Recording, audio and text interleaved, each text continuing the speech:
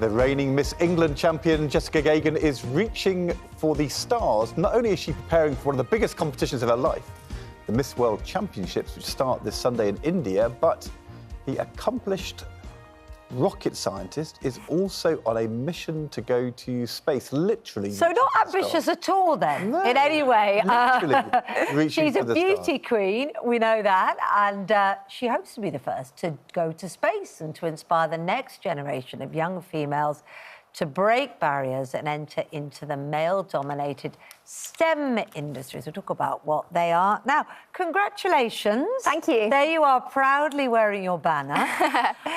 But you're just as proud of being an engineer. Absolutely, yeah, absolutely. What kind of reaction... Tell us about how you're an engineer and what kind of reaction you've had looking like you do and being an engineer.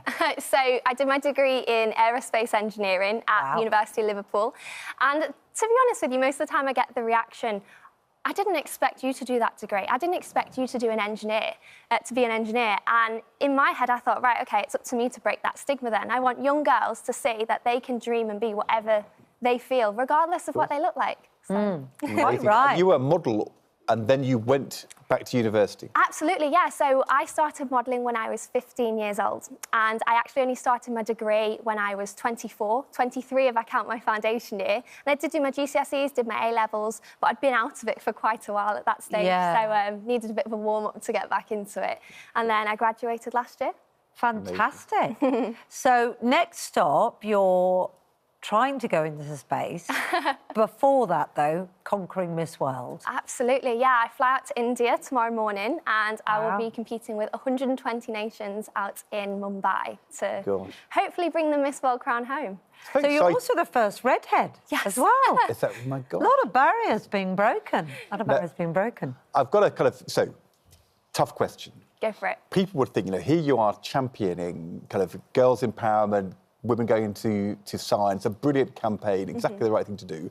But they'd think, doesn't Miss England and Miss World kind of jar with that, a rather old-fashioned view of beauty and what a woman is? Now, I was thinking about this this morning.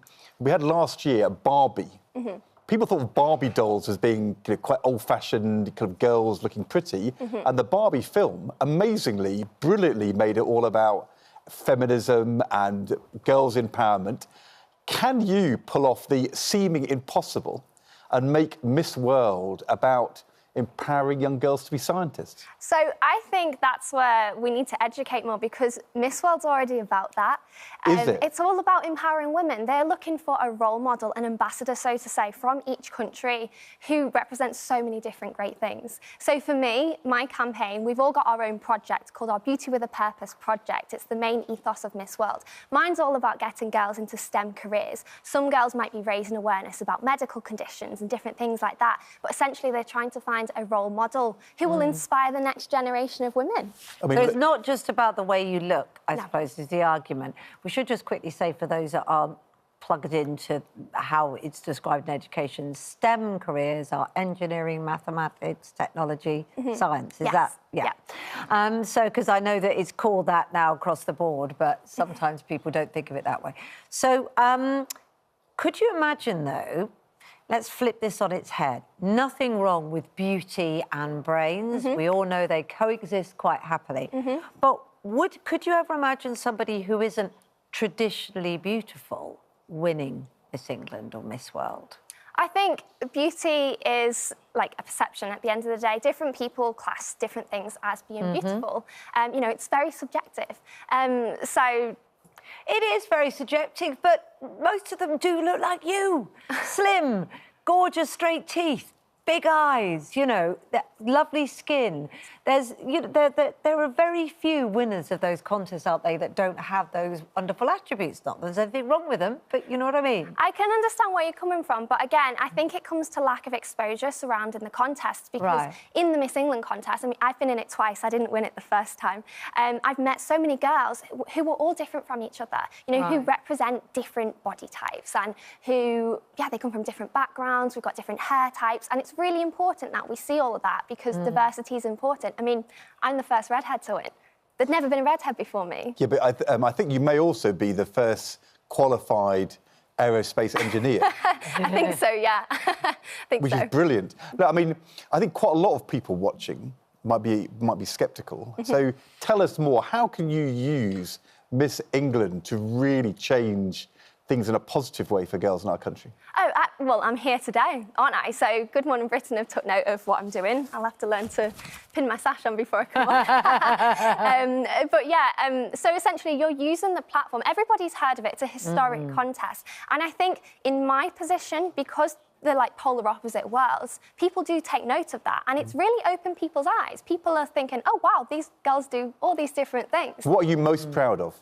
Out of Being Miss England or being a qualified engineer? Oh, gosh, you put me on the spot there. That's quite a hard one to pick. I know, but I think... What's the answer? Oh, gosh. You put me on the spot. I don't know if I want to answer. I'm going to say...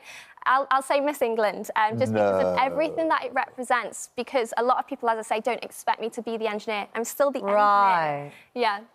So why do you think more women should go into engineering? Because diversity is really important. So first and foremost, young children see people on TV, on the news, whatever, who look like them, and suddenly they realise, actually, I can go after my aspirations. When I was younger, I didn't see any female engineers, so I wasn't interested in it. People used to tell me, you'd be a good engineer. And I genuinely wasn't interested. And so diversity is really important because it's obviously going to inspire the next generation. And I mean, scientists and engineers solve the world's problems as well. That's true. So what are your chances of getting into space? Oh, well, I have to say, because that's obviously potentially quite a while away. I'll have to get a master's degree first, then work as an engineer for a little bit. I think you've taken it to a different dimension. In the old cliche of Miss World 30 years ago, when asked, the contestants always said, I want to travel around the world and meet lots of people in lots of different countries. Travelling around the world is quite different in this case. Exactly. You've gone further than that. You're going to travel around the planets. I would love to one day go to the ISS and conduct scientific experiments up there. I'm really You've been to NASA, haven't you? I've been to, the Kennedy Space Centre. I've been to lots of different NASA facilities. But they've not let you go into space? Not yet, no. But are you going to? If they let me, absolutely. I would love to one day. Congratulations. Good luck with the competition in India. Flying tomorrow, I know. I'm really proud that you're an engineer. Oh, thank you. Me too. It was really hard, you know, to do that degree. Congratulations. Congratulations. Lovely to meet you.